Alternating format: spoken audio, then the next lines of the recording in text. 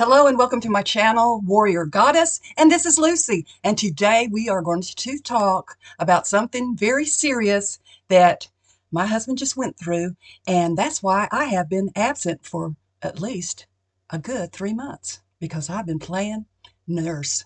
Nurse Ratchet Hatchet. And I just say that to be funny, but no, I had to sit right by him for 3 solid months. I've never seen my husband this sick in my life.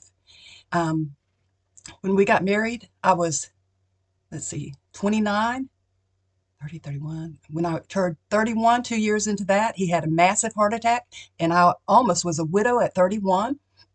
But thank God, God had another solution, and he wanted us to be together, and now we've been together 37 years. But this beats the heart attack. It really does. My husband lost 40 pounds. He had a 15 millimeter kidney stone. That's a very large stone. So in trying to find out what he had, that's why I'm making this video. Too many people go to the doctor consistently looking for why they're hurting in their lower back, why they're just nauseated, losing weight rapidly, and they're having the wrong test done. So finally my husband, after one time to the emergency room, and nothing, you got infection, gave him some Bactrim. And he said, something is bad wrong. I said, well, call your internal medicine doctor. I honestly was like, I don't, sometimes dealing with your husband, my husband's like stubborn as a mule, and they get in denial and don't want to believe anything's wrong. He calls his internal medicine doctor, and they told him the same thing I did, go to the ER. So he goes to the ER. He's there all day. He didn't want me to go with him. Calls me at 7 o'clock, and I am a nervous wreck, not knowing, if they admitted him or what's going on. And he says, well, baby, they finally did a CAT scan on me, and I have a very large kidney stone. So they're going to treat me with some antibiotics. Then they're going to send me to a urologist. So we hear that he doesn't have an appointment with a urologist. And this started back in late May. And he's having a lot of spells of throwing up, just fighting tooth and nail not to go in the hospital, but he's sick, sick, sick. So finally we get to the urology regional clinic here in town, and he sees the doctor and he says, you're very, very sick, and we're going to do an emergency stent on you. But he says, we have to clear this with your heart doctor, your cardiologist. It just went from one nightmare to another. Then they come out and say, well, we can't give you anesthesia here. But if you want to go to a trauma center, they can do it, because they specialize in, if something goes wrong, they can put you in an ICU. And, but we're not specialized in that. But you really need to be stented. So you can use nitrous oxide. And I'm thinking, I have never even used that at the dentist's office. So good luck. I stayed where they tell me to stay. He goes to the back, and an hour and a half later, they call me back, and the doctor said I had a hard time stenting him. He was a toughie, and I'm thinking, damn straight. The stent goes up through the urethra and into the kidney, so you can urinate. And when I got back there, he goes, baby, come to the bathroom with me. So I go with him, and I thought I was going to pass out, because I've never seen so much blood in my life. And they say, well, we'll get him in surgery as soon as possible.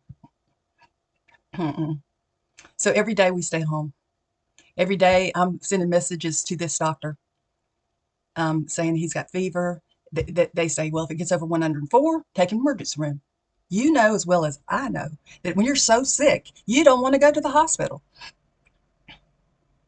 I mean, if you know that you're going to go to the emergency room, they're going to have a bed for you, send you back, and start some IVs on you to make you feel better, and know that you're going to have surgery next day. Oh, yeah, that sounds like a great idea. But not to sit in there for hours on end, sick as a mule, and nobody's doing anything. They're just saying, we're real busy today. We're real busy tonight. It might be 7 more hours. So finally, I get a message from that trauma center, and they say his surgery will be September 10th. And we're getting this message around August 1st.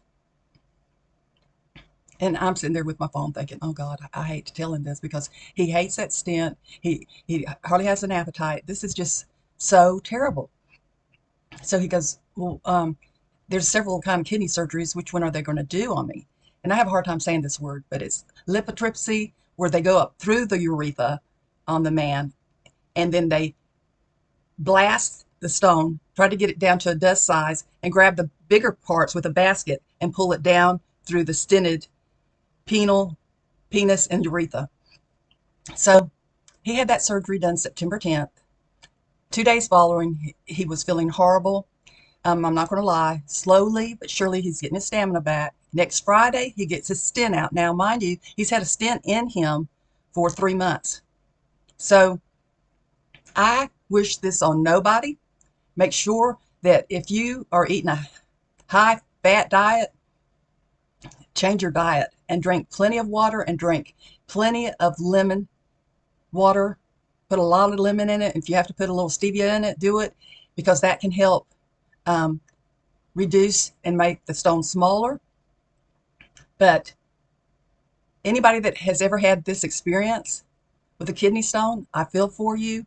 I know what you're going through. Not that I experienced myself, but I watched the agony of my husband going through it, and he still doesn't even have his balance back yet because it just sucked the life out of him. It's excruciating pain.